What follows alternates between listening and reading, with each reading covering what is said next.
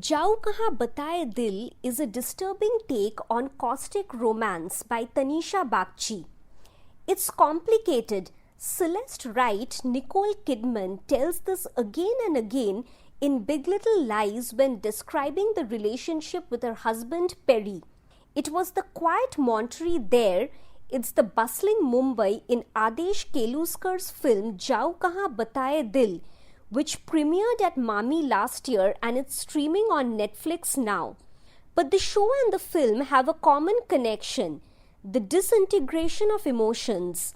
The Mukesh ballad in Jao Kahan conjures a dream with rosy promises in our heads. Few minutes into the movie and the setting seems all too familiar. Two lovers and a long walk through Marine Drive. Sounds cliché, right?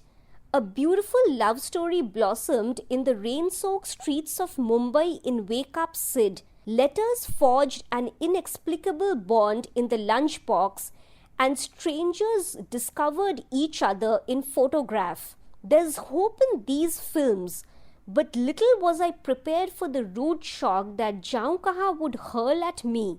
Rather than romanticizing starry Mumbai nights or the lit-up Queen's necklace, Keluskar chooses a scorching afternoon for his tale. There's tension in the air as the girl, Khushbu Upadhyay, meets the guy, Rohit Kokate, and raises an objection to him smoking.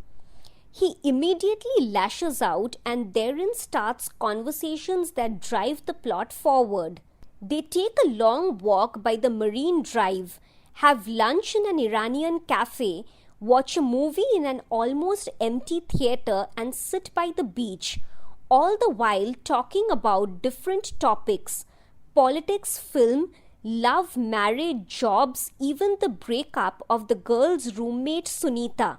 Politicians are corrupt, love has an expiry date, marriage bears with it a tag of infidelity, the powerful crush the helpless in jobs, and films distort the reality and drown us in disillusion. Every aspect is looked upon as something that is corrupt and rotting, reinforcing the decaying relationship of the couple. References to Hindi films and actors abound in Keluskar's film. While defending his judgmental nature, the guy says there must be something bad about Aamir and some good qualities in Salman Khan.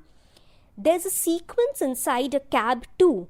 After the driver goes on a rant about how he put his faith in the BJP only to realize that it is as hollow as the Congress, he dives into a story about gay couples and moral policing.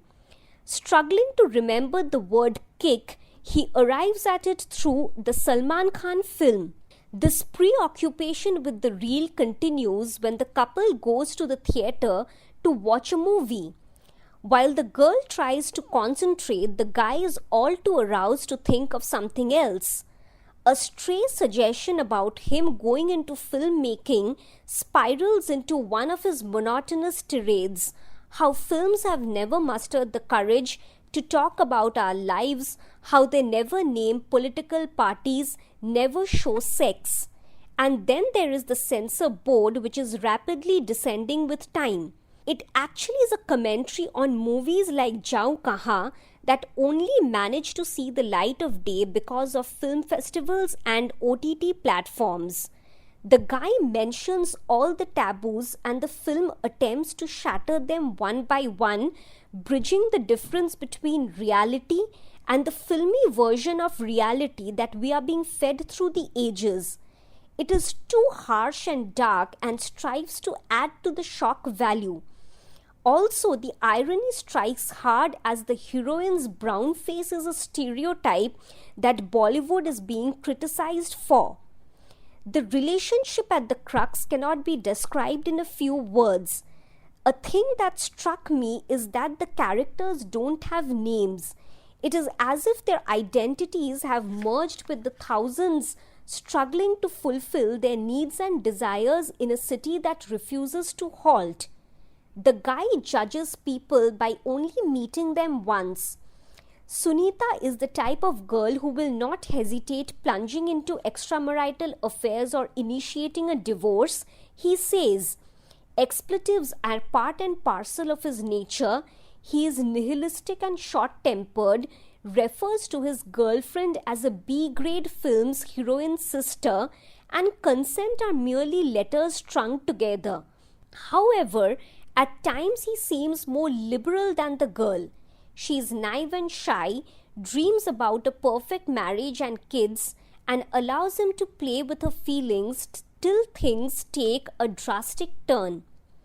The climax at a lodge is sickeningly disturbing. It is violent both physically and emotionally, and the director makes sure that we plunge into an abyss. The girl delivers the final dialogue. Film ho ya life ho, end to honi hi hai. Be it films or life, both have to end. She vents out her pent-up rage, humiliation and sorrow through a mad dance. That brings us to the final question. What about the refuge we seek in fiction when stress and sorrows burden us? As Fawad Khan says in Kapoor and Sons, the happiness we don't get in real life, we hunt for them in books. Jaun Kahan bears the so-called naked reality in the crudest way possible, and it is that kind of work we would love to hate. After all, films don't need to be this bleak to get the message across.